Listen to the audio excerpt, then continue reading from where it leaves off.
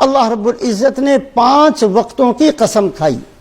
سب سے پہلے اللہ پاک قسم کھاتے ہیں والفجر، فجر کے وقت کی قسم، اس لیے کہ یہ ایسا برکت والا وقت ہوتا ہے، تہجد کا وقت ہے اور اس کے بعد فجر کی نماز کا وقت ہے۔ اللہ قرآن میں فرماتے ہیں اے محمد صلی اللہ علیہ وسلم، آپ صبح سے لے کر رات تک جو وقت مقرر کیے ہیں ان وقتوں میں اللہ کی نماز قائم کیجئے، اور یہ قرآن جو فجر کے وقت میں پڑھا جاتا ہے یہ بہت ہی برکت والا ہے، اس میں فرشتے سب سے زیادہ کثرت سے حاضر ہوتے ہیں۔ حدیث پاک کے اندر آتا ہے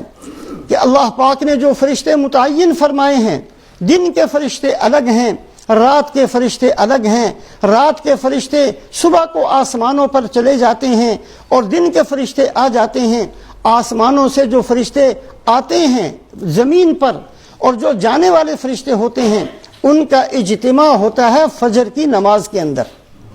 فجر کی نماز کے اندر دونوں فرشتے، رات والے فرشتے بھی زمین پر ہوتے ہیں اور دن والے فرشتے بھی زمین پر ہوتے ہیں۔ رات والے فرشتے فجر کی نماز میں شریک ہو کر پھر آسمانوں پر جا کر اللہ سے کہتے ہیں اے اللہ تیرے بندوں کو نماز پڑھتے ہوئے چھوڑ کر آئے ہیں، اور جو دن کے فرشتے ہیں وہ جا کر کہتے ہیں کہ اے اللہ جب نیچے گئے تھے تو تیرے بندے تیری عبادت میں لگے ہوئے تھے۔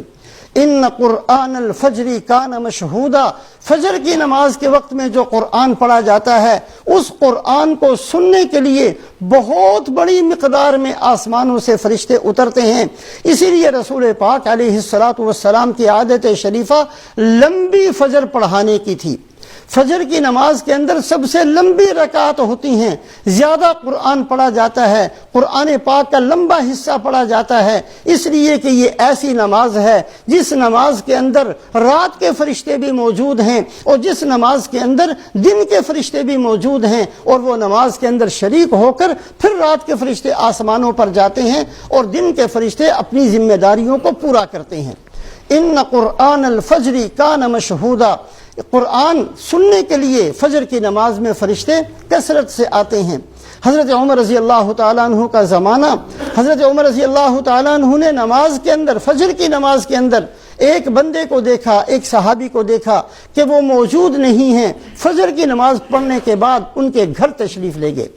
جا کر پوچھا کہ آج فلاں آدمی نماز میں کیوں نہیں تھا؟ ان کی والدہ نے کہا کہ آج ساری رات نفلیں پڑھتے رہے اور ساری رات کثرت سے عبادت کی، جب فجر کا وقت آیا تو آنکھ لگ گئی، سو گئے تھے، اس لیے جماعت کے اندر شریک نہیں ہو سکے۔ حضرت عمر رضی اللہ تعالیٰ عنہ نے فرمایا ان سے کہہ دینا کہ ساری رات سو جایا کرو، فجر کی نماز جماعت کے ساتھ پڑھ لیا کرو، وہ زیادہ بہتر ہے۔ فجر کی نماز کے اندر شریک ہونا یہ اللہ پاک کو سب سے زیادہ پسند ہے، اس لیے کہ فجر کے وقت اللہ رب العزت کی طرف سے اعلان ہوتا ہے کوئی ہے توبہ کرنے والا میں اس کی توبہ کو قبول کر لوں، کوئی ہے رزق مانگنے والا میں اس کو رزق دے دوں، کوئی ہے مجھ سے سوال کرنے والا کہ میں اس کے سوال کو پورا کر دوں۔ ان قرآن الفجر کان مشہودا، اللہ رب العزت نے فجر کے وقت کی قسم قرآن پاک کے اندر کھائی، اس لیے کہ یہ بہت عظیم وقت ہے اور بہت برکت والا وقت ہے۔ رسول پاک علیہ السلام فرماتے ہیں، دعا مانگتے ہیں، اللہم بارک لامتی فی بکورہا، اے اللہ میری امت کے لیے صبح کے وقت میں برکت نازل فرما۔ رسول پاک علیہ السلام کی دعا کی برکت سے یہ جو صبح کا وقت ہے، یہ فجر کا وقت ہے، اس وقت کے اندر اللہ کی طرف سے برکت ڈال دی جاتی ہے۔ اس وقت کے اندر تھوڑے وقت میں بندہ زیادہ کام کر سکتا ہے، اچھے طریقے سے عبادت کر سکتا ہے۔ اور ایک حدیث پاک کے اندر فرمایا جو آدمی فجر کے وقت میں سوتا رہے وہ اللہ سے رزق کے کم ہونے کی شکایت نہ کیا کرے،